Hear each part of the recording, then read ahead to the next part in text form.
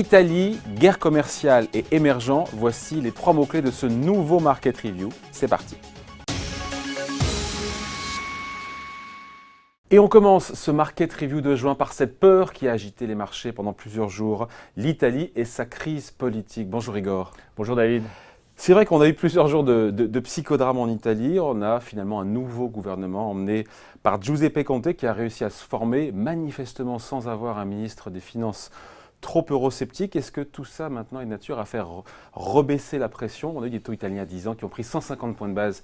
C'est un peu reflué. Est-ce que ça y est, ça rentre dans le rang ou pas À court terme, la perspective d'élections qui s'éloigne va rassurer les marchés de manière évidente. Après, la coalition, elle n'est pas moins bancale que par le passé. On a un ministre des Finances qui est moins anti-euro, mais on a toujours M. Savona dans le gouvernement, celui qui était prédestiné à être ministre des Finances et qui, lui, est aux affaires européennes.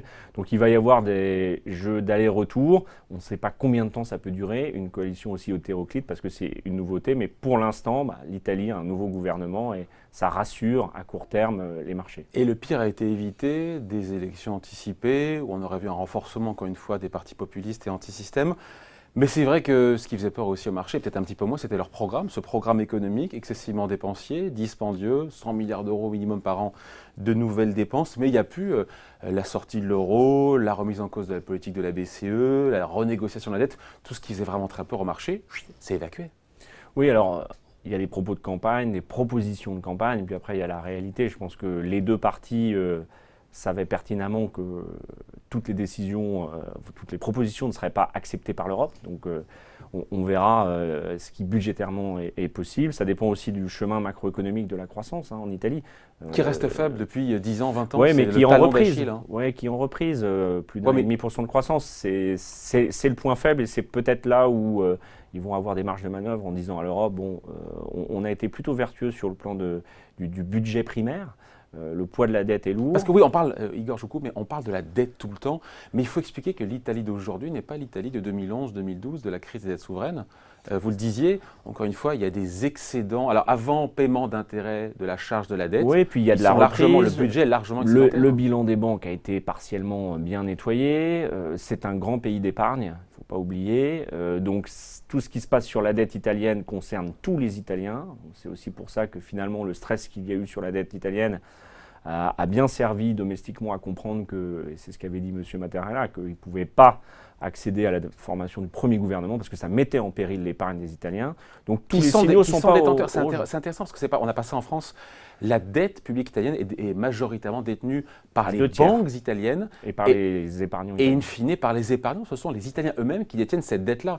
Et donc à mesure que les taux d'intérêt augmentent sur la dette italienne, les obligations des particuliers perdent de leur valeur. Il y a des moins-values pour eux.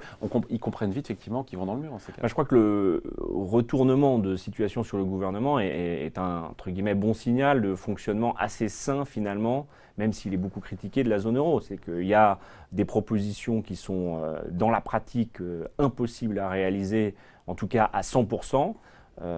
Les marchés et les financeurs, et même les financeurs domestiques s'en inquiètent.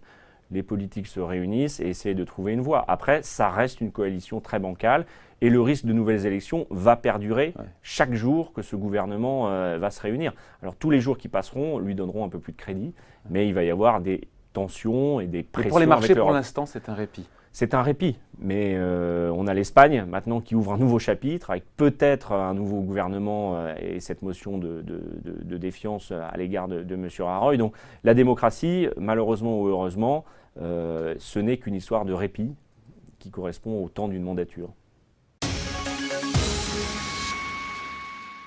On parle maintenant de cette guerre commerciale qui vient de commencer. Trump a mis ses menaces à exécution. La Maison-Blanche vient d'annoncer l'entrée en vigueur de taxes douanières. Sur quoi? Sur l'acier, sur l'aluminium européen. Alors Igor, on n'est plus dans la menace verbale. Ça y est, maintenant c'est effectif. On peut le dire où on joue à se faire peur, et puis le terme est très connoté et fait peur. C'est vraiment le début d'une guerre commerciale entre les États-Unis et l'Europe. Ça y est, le coup est parti. Le coup est parti, il était déjà un peu parti il y a quelques semaines, il y a quelques mois. Il y a eu aussi cette annonce sur l'interdiction des véhicules de luxe étrangers, l'interdiction potentielle des C'est ce véhicules que de luxe rapportent étrangers des journaux, et c'est aux pas une annonce États-Unis. officielle. Non, puis il y a eu les droits d'importation sur l'automobile. Pareil, on non est dans la américaine. menace. On est On est dans la menace, dans les mais il y en propos. aura une ou deux qui va être appliquée. Après, est-ce qu'elle sera en termes de montant très importante? Est-ce qu'il y a énormément d'exportateurs d'acier, d'aluminium vers les États-Unis? Je pense que Venant d'Europe. Venant d'Europe, Non. La réponse est non. a priori, ça ne va pas complètement faire dérailler la trajectoire économique de la croissance européenne. En revanche, toute mesure protectionniste sur cette planète va prendre un petit peu de croissance mondiale. Donc, ce n'est pas un environnement qui est propice à l'accélération de la croissance, peut-être celle des États-Unis, et encore, il faut voir, parce que tous les emplois ne peuvent pas être rapatriés, tous les investissements ne peuvent pas être faits aux États-Unis comme ça, mais c'est un contexte plutôt favorable à un léger ralentissement de la croissance mondiale. Si toutes ces mesures sont appliquées, on voit bien que ça négocie encore avec les Chinois, ça pourra renégocier. Vous voyez le sommet nord-coréen, il dit qu'il n'y va pas, puis peut-être qu'il ira. Ça va être une mandature sous Trump, comme ça, des stop and go un peu permanents, ce qui n'est pas évident pour les marchés, il faut le reconnaître. Oui, sauf que derrière, les Européens, on le sait, ils vont réagir en ciblant, en taxant des produits américains emblématiques, les jeans, les Harley, le Bourbon, les le jus d'orange. Oui, mais vous voyez bien que ce moment... sont des produits qui sont très mineurs. On est plutôt dans l'affichage. Nous, notre sujet, je ne dis pas que ce n'est pas les droits commerciaux douaniers avec les États-Unis, mais notre sujet, il est plus interne maintenant. La vraie difficulté de l'Europe, c'est de trouver une réponse en interne, gérer le Brexit. Je sais bien que le protectionnisme, ce n'est pas très bon pour l'Europe, mais nous, notre zone de chalandise, les Européens, ils font d'abord du commerce en Europe. Oui. Intra-européen. Plus de la moitié. Après, il y a l'Asie et les États-Unis. On s'adaptera parce que de toute façon, on n'a pas vraiment le choix. Oui, sauf que, pardon, encore une fois, il y a l'engrenage avec des contre-mesures. Elles sont symboliques, elles sont de même niveau en valeur pour l'équivalent de quelques milliards de dollars. Et puis on sait qu'après, Donald Trump risque encore une fois de répondre, lui-même de riposter. Et c'est là où on entre véritablement dans cette guerre commerciale. Oui, mais les effets induits, par exemple, de la robustesse du dollar aboutissent à une faiblesse de l'euro qui est très favorable à l'exportation européenne. Donc, d'un côté, sur les droits de douane, on le regagne sur le change. Je pense que l'impact sur le change est beaucoup plus important pour l'économie européenne et les sociétés exportatrices que peut-être quelques tarifs douaniers. Et pour l'instant, c'est un petit peu ce qui soutient les marchés européens, c'est cette faiblesse de l'euro. Ouais. Sur l'aspect politique ou économique, on voit Donald Trump. Son objectif, c'est de sauvegarder des emplois dans la sidérurgie. Ça peut marcher, mais il n'a pas une vision statique de l'économie parce que ça a des effets induits sur d'autres industries, l'automobile, s'ils payent plus cher leur acier, leur aluminium. Et là, pour le coup, au final, quand on met tout ça bout à bout, il pourrait y avoir plus de destruction de postes aux États-Unis que de création uniquement dans la sidérurgie, c'est ça? Oui, je pense qu'aujourd'hui, tous les prévisionnistes, enfin certains prévisionnistes, ont beaucoup de mal à véritablement dire que cette politique va induire beaucoup plus d'emplois et beaucoup plus d'investissements. D'abord, il faut quand même reconnaître que les États-Unis sont déjà au plein emploi. Donc ça voudrait dire peut-être sortir des gens qui sont sortis du marché de l'emploi et de les mettre à travailler. Donc oui, en effet, on a un peu du mal à voir ce que ces droits de douane vont vraiment apporter à l'économie américaine. Autant la réforme du code fiscal, on le voit bien dans les résultats des entreprises, le rapatriement du cash des grandes entreprises américaines, autant ces droits de douane, on a un peu plus de mal, si ce n'est des mesures de type campagne politique pour les prochaines élections. Quel est le scénario justement qui est joué par les marchés qui réagissent négativement, mais dans la mesure, il n'y a pas de panique suite, encore une fois, à cette menace qui sont mis à exécution de droits de douane sur l'acier et l'aluminium européen? C'est qu'il n'y aura pas d'escalade de riposte? C'est ça la stratégie des marchés?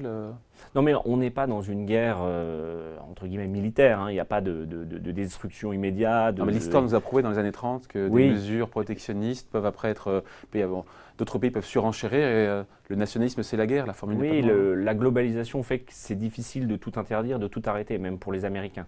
Donc aujourd'hui, ce que les marchés voient, c'est la bonne dynamique de croissance américaine, la suprématie du dollar. Et donc aujourd'hui, tant qu'il n'y a pas de ralentissement de l'économie américaine, qui est vraiment le point noir et le point de démarrage de toutes les récessions mondiales, les marchés sont peu inquiets. Ouais. Justement, puisqu'on parle du dollar, un mot là-dessus. C'est une surprise quand même, cette force du dollar. En début d'année, quand on interrogeait tout le monde voyait plutôt un dollar s'affaiblir parce que déficit jumeau, budgétaire, extérieur. Voilà, et au final, on a un dollar qui se raffermit. C'est une surprise, ça. Je pense que ça correspond à un mouvement global, même si les marchés ne sont pas trop inquiets, mais un mouvement global de retrait de certaines zones, de certains actifs risqués. On cite les actions européennes, donc ce sont les non domestiques, les Américains principalement, qui détiennent nos actions. On sort aussi des marchés émergents, 3 pays, Argentine, Turquie, Brésil, qui sont en difficulté. Et donc ça vient nourrir un flux assez continu sur les actifs américains. Il y a cette forme de roi dollar, de suprématie, qui est importante. Mais pour revenir sur les tarifs douaniers et puis ces mesures protectionnistes, je pense que les grands effets sur l'économie aujourd'hui, c'est plutôt le pétrole et l'échange que des mesures sur telle ou telle industrie qui sont évidemment des mesures très cosmétiques, qui font beaucoup parler. Mais derrière, un pétrole à 80 $ et puis un euro qui est à 1,15 contre le dollar, c'est beaucoup plus structurant pour l'économie. Justement, les pays émergents, on en parle, c'est l'occasion d'en discuter avec vous, Igor. On est focalisé, on a beaucoup parlé de l'Italie qui polarise les attentions, mais il y a des tensions aussi. Alors c'est récurrent, il y a toujours des tensions dans certains pays émergents. C'est une zone qui n'est pas homogène quand on parle des émergents. La Turquie, l'Argentine, le Brésil, ce sont des pays, aussi on parlait du dollar, c'est peut-être lié avec la force du dollar qui aujourd'hui sont en difficulté. Oui, alors l'Argentine, c'est presque un pays qui, de manière trop récurrente, malgré ses richesses, est en perpétuelle difficulté. Donc, ce n'est pas non plus un pays qui représente sur le PIB mondial un poids trop important, mais c'est un exemple de mauvaise gestion des affaires et des comptes publics qu'on retrouve aussi un peu en Turquie. Donc, tous les pays qui sont en déficit, jumeaux, budgétaires, commerciales, il faut trouver des financements extérieurs. Et donc, les monnaies, quand les affaires sont mal gérées par les pouvoirs en place, les monnaies sont attaquées et il y a un appauvrissement général. Donc c'est la leçon un petit peu qu'on peut retenir. Mais même quand on voit un pays comme la France qui est en déficit jumeau, heureusement on est accroché à l'Allemagne et à la zone euro, mais intrinsèquement ce sont des situations de déséquilibre. Le Brésil est un sujet un peu particulier parce que le Brésil était sorti de la crise. Là on a un point de focalisation juste avant les élections. Et évidemment avec l'affaire Petrobras et le prix du pétrole, mais ça montre bien que les situations restent fragiles. Et en Amérique latine, on est aussi au devant de pas mal de processus électoraux. Et c'est une zone, bien qu'il y ait un immense potentiel de croissance, qui présente des risques. Amérique latine, Turquie, globalement, est-ce que les indices boursiers des pays émergents, on peut dire qu'ils sous-performent depuis le début de l'année? Alors après, ça dépend quels indices. Je pense que quand on parle des émergents maintenant en termes boursiers, Eurasie. C'est l'Asie. Ouais. Enfin, boursièrement, aujourd'hui, et puis même appeler la Chine un pays émergent, c'est pas tout à fait le cas. Donc après, il faut voir en dollars, en monnaie locale. Moi, j'ai l'impression que de toute façon, aujourd'hui, tout le monde se réfugie dans les zones dites de sécurité, c'est-à-dire les États-Unis, le Bund, donc l'obligation souveraine allemande. Et tant qu'il y aura de la volatilité, les investisseurs ne vont pas forcément aller vers ces pays et ces indices qui restent volatiles. Même si on le sait, à long terme, l'Inde, la Chine, l'Amérique latine, c'est là où il y aura le potentiel de consommation. La hausse des taux aux États-Unis n'aide pas non plus d'ailleurs au passage. On parle de la force du dollar, mais aussi les taux qui augmentent. C'est un peu lié. Oui, d'ailleurs, c'est évidemment que c'est lié. On ne sait pas si c'est la poule et l'œuf, mais évidemment, si vous voulez avoir un peu de rentabilité, encore que là, récemment, ils ont perdu quasiment 30 points de base. Phénomène de flight to quality. On achète les beaucoup, taux à 10 ans américains. Voilà, les taux à 10 ans américains. Mais c'est la force d'une monnaie de réserve internationale. Toutes les matières premières sont entre guillemets libellées en dollars. Donc on est obligé de suivre ce qui se passe là-bas et ce que dit Donald. Ce que dit Donald. Merci Igor. Merci David. Et rendez-vous en juillet pour un nouveau Market Review by DNCA.